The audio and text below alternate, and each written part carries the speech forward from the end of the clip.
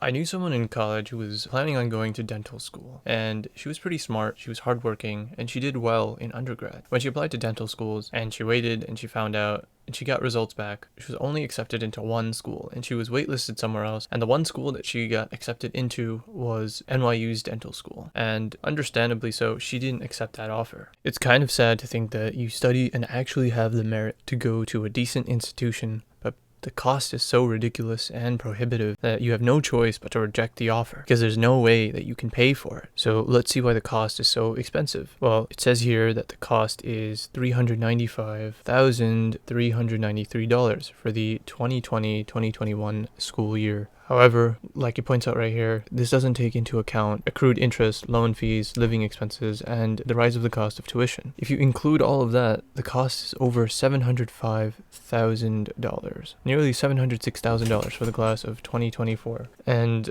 here we have the dean, one of the deans of NYU, blaming excessive living expenses. I don't know if that refers to like parties or like other things, but 700 grand for a 4-year degree is absolutely insane. Okay, so dentists make a lot of money, right? So with a few scholarships and some saving, they should be able to pay it off, right? In a couple of years. Well, it says here that the average associate dentist makes around $120,000 to $140,000. That's only about $80K to $100K after taxes, right? And the average NYU dental grad that this CPA works with owes about $600,000. And of course, tuition prices vary and they increase over the years. So even if they refinance that debt, so from my understanding, refinancing basically means that you're taking out another loan at a lower interest rate to be able to pay off the other loan. So they'd still have to pay about $5.8K each month. So that's $70,000 a year if they want to actually make a meaningful dent in their debt. What are some of the reasons that NYU uses to justify this cost? So one of them is that the cost to educate a dentist has soared. So that's why tuition had to go up. Okay. And then there's federal and state support for higher education has declined enormously. So they had to increase tuition to do that. And this one's actually kind of true because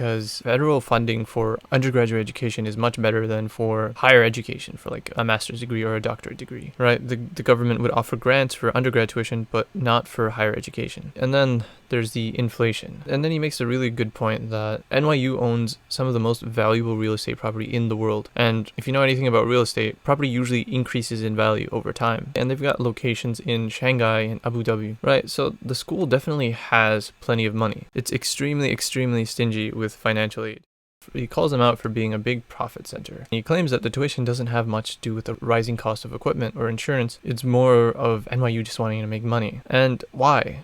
Because they've been able to get away with it. No one really stops and say, you know what, I'd rather not be a dentist because of that sticker price. It's true, there's still so much competition. And schools like NYU still have more applicants than they have seats. So there's still a lot of demand for it. People are willing to pay that much money, not realizing just how much it is. This is a bit misleading, but publications and advertisements always talk about the high incomes and the job stability of these fields without mentioning or emphasizing the debt that one takes. And then there's the story of one dentist who tells a story about having to buy an equipment box that costs hundreds of dollars. He claims that he can buy the same bait and tackle box, right, something that can perform the same purpose for only $30 on Amazon. I mean, it sounds kind of far-fetched, but I mean, it is possible. It's kind of insane that you're paying hundreds of dollars for something that you can buy for $30. Sounds like highway robbery to me. The situation is similar for other fields. The programs always emphasize how much money you're going to be making, or people always emphasize how much money you're going to be making. Like, don't worry about the debt. Once you get your degree, you'll be making a lot of money and you'll be able to pay it off. There's also the cost of living in New York City, which is pretty insane. One of the more expensive places to live. Rent, at the very least, about $2,000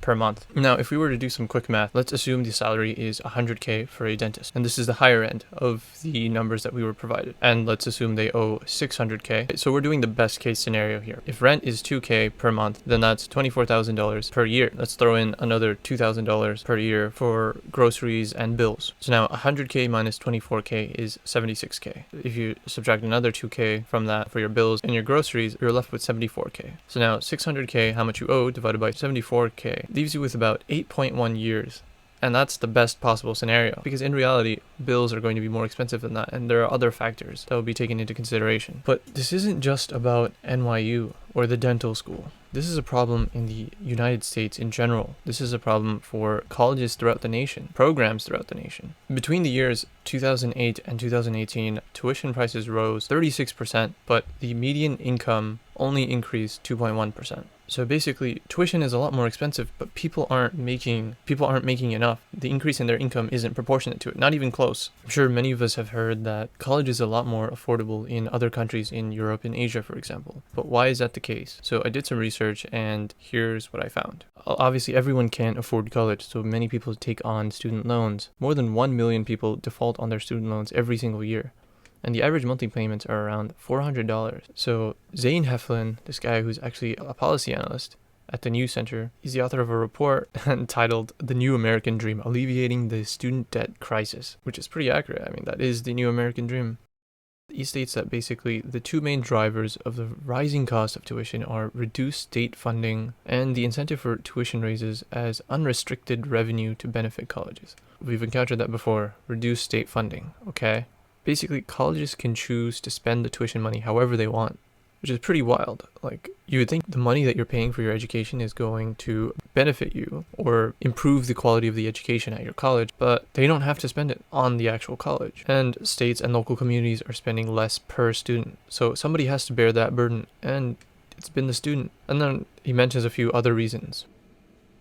What really sucks is that they're raising tuition to appeal to a broader group of students, but the quality itself isn't actually increasing. And he calls them perverse incentives, just like basically underhanded techniques just to make the college look more valuable, to raise their sticker price. And the cost, the US had an average tuition price of nearly $9,000 per student for public institutions, probably significantly more for private institutions. And that's the second highest in the entire world after England. It's pretty messed up that students have to take on the brunt of this burden. But then you always hear people say, why can't we be like Denmark or some other countries, right? Because Denmark doesn't have any tuition for their undergraduate education, and they offer really nice financial aid to cover living costs. I know it sounds lovely and fantastic, but that's simply not possible because there are so many differences between the United States and Denmark. So, for example, the population of the United States is about 329 million people, and the population of Denmark is about 5.8 million. Which is 1.8% of the United States population. It's not even 2% of the United States population. The economies of these countries are different. The size of these countries are different. Denmark looks bigger than it actually is. Denmark is 0.44%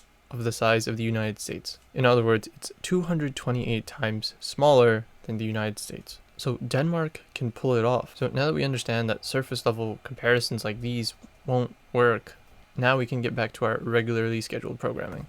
While the US offers the federal Pell Grant, which is money that doesn't need to be paid back and is need-based financial aid, the Pell Grant hasn't kept up with the rising cost of tuition, especially in private institutions. And there is no Pell Grant for higher education, right, for a master's degree or a doctorate degree.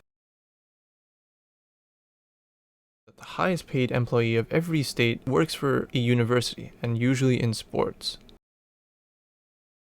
And then this shocking statistic that the state of California spends $1 billion more each year on prisons than on education. My degree at TC Columbia University costs about $106,000. Now, that's a 2-year degree. The average salary of a mental health counselor is about $50,000 per year. However, mental health counselors in New York State have to complete 3,000 hours of unpaid. So that's basically a year after your degree that you're not making any money. If you take federal loans, that interest is accruing and you can't do anything about it because you hardly have any time to work. Quick math time. If we assume that your rent is $2,000 per month, this is one of the best case scenarios. So that's $24,000 per year. And then if we throw in $2,000 for bills and other things, that's more than half your salary already. So if you have a salary of $50K, right, and then you take out $26K for your expenses, we're left with $24K. So now with the compounding interest, tuition is probably around $150,000, and if we divide that by $24,000, which is what you're left with after you cover your expenses, it would take about 6.25 years, 6.25 years in the one of the best possible case scenarios. But in reality, I don't take many other realistic factors into account. Like, let's say you buy a car, you're also paying for insurance, right? So you're making monthly payments for that. Your expenses would be much higher, and especially if you have a family or someone else you're taking care of, right? I don't take into account hospital bills or medical insurance. So all of these things can easily make this cost increase the time you'd take to pay it off to more than 8 to 10 years, right? Owing $100,000 to someone in your 20s is pretty insane. Sometimes it keeps me up at night. Like, did I make the right choice? Should I have gone to a public school instead so I wouldn't have to pay as much tuition, so I'd have less debt? Should I have become a teacher instead? Right? They've got a really strong union and they get paid significantly better and they have benefits. Is passion worth all of this debt? Everyone always tells you to do what you love, but no one really tells you the reality. It's something that I worry about, and it's a reality that many of us face. President Joe Biden made loan forgiveness a big part of his campaign to become president. The truth is, forgiving loans and all of that is a lot more complicated than it seems. For it to actually happen, for financial aid to improve, for the student loan crisis to change or be improved, we need some major structural changes. And that concludes today's video. I hope you guys enjoyed, and if you did, be sure to leave a like, share with your friends, and consider subscribing because I post weekly videos. Thanks so much for watching, and I'll see you guys in the next one.